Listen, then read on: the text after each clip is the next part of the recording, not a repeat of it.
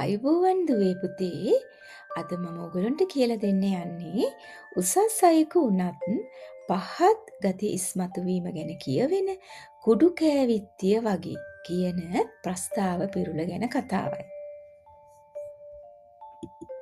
ඔන්න පුතේ එක ගමක ගොඩාක් සල්ලි තියෙන ගම්මුලා දෑනියෙක් හිටියා. එයාට ඉඩකඩම් වතු පිටි සෑහෙන්න තිබුණා. මේ පොහොසත් ගම්මුලාදෑනියා දුප්පත් කෙනෙක් එක්ක කතා කළේ බොහෝම අඩුවෙන්. දුප්පත් කියන ගෙදරකින් වතුර පුදක්වත් මෙයා බිව්වේ නැහැ. මේ ගම්මුලාදෑනියාගේ වැඩට පින්හාමි කියලා දුප්පත් පුද්ගලයෙක් හිටියා. එයා ගම්මුලාදෑනියාගේ හැම වැඩකටම උදව් වුණා. ගම්මුලාදෑනියාට තිබුණු ඉඩකඩම්වල වතු පිටිවල වැඩට වගේම ගම්මුලාදෑනියා ගමනක් බිමනක් යනකොට පවා තනියට ගියෙත් මේ පින්හාමි තමයි. දවසක් ගම්මුලාදෑනියාට දුර ගමනක් යන්න ඕනේ වුණා. ඒ ගමනට පින්හාමිත් එකතු කරගත්තා.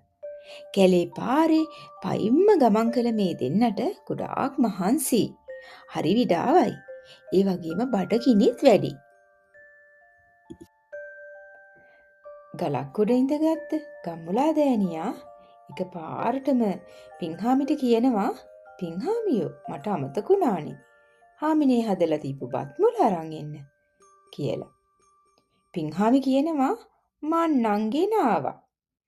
එතකොට ගම්මුලාදෑනියා ඇහුවා මොනවද ඔබ ගෙනාවේ? එතකොට පින්හාමි කිව්වා අපේ ගෙදර උන්ද හදලා දුන්න කුඩු කෑම ටිකක්. මං ඒක අරගෙන ආවා. පුතාලා දන්නවද මේ කුඩු කෑම කියන්නේ මොනවටද කියලා? කුඩු කෑම කියන්නේ පුතේ මොනවා හරි ඇට වර්ගයක් හරි හාල් වර්ග හරි කොටලා ඉතිරි වෙන කොටස තියෙන්නේ. පිටි ටික අරගෙන ඉතිරි වෙන කොටස. අන්න ඒවට තමයි පුතේ මේ කුඩු කෑම කියලා කියන්නේ. ඉතින් පුතේ ඇත්තටම ඉස්සර කාලේ මිනිස්සු ගොඩාක් අගහිකකම් තියන අය තමයි මේවා කෑවේ.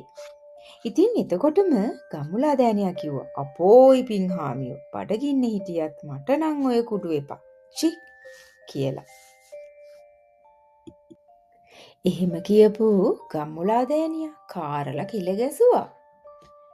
ඊට පස්සේ පින්හාමි එහෙනම් මං කන්නම් රාලහාමි කියලා ඔන්න කන්න පටන් ගත්තා. පින්හාමි ගෙදර උන්ද කෙහෙල් කොලේ ගැට ගහලා දුන්න කුඩු කෑම එක දිග ඇරගෙන ටික ටික තල්ලු මරමින් කන්න පටන් ගත්තා. ගම්මුලාදෑනියාට මේ ශබ්දෙත් ඇහෙනවා. එයා හොරෙන් පින්හාමි කන හැටි දිහා බලාගෙන හිටියා. බඩගින්නත් ඉවස ගන්න බැහැ. ඒත් කුඩු කෑවොත් වස ලැජ්ජයි. පින්හාමි එක ගම පුරාම කියයිනේ කියලා ගම්මුලාදෑනියා කෙල ගිලිමින් බඩගින්නේ ඉවසුවා. ඔන්න ඔහොම ඉන්නකොට ගම්මුලාදෑනියට හිතුණා ඒත් මෙහෙම කොච්චර වෙලා ඉවසන්නද ඕන එකක්.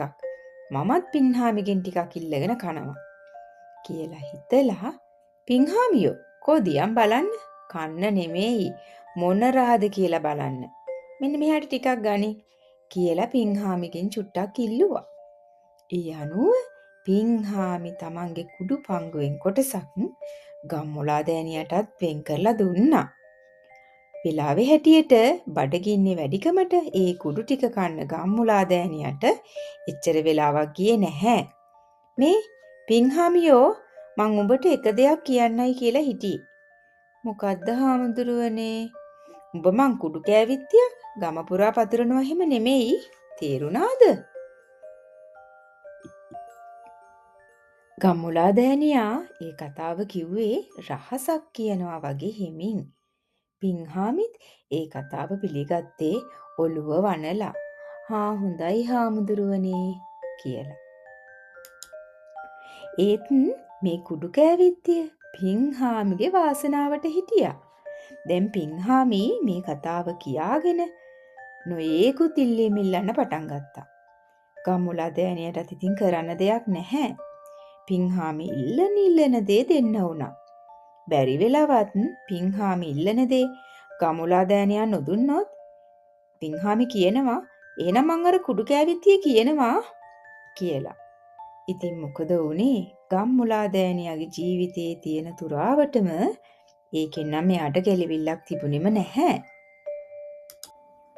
ඉතින් දුවේ පුතේ ගම්මුලා දෑනියට එයාගේ ජීවිතේ පුරාවටම ගැලවීමක් නොවුණු මෙන්න මේ කතාව නිසා තමයි කුඩු කෑවිත්තිය වගේ කියන ප්‍රස්තාව පිරුළ හැදුනේ.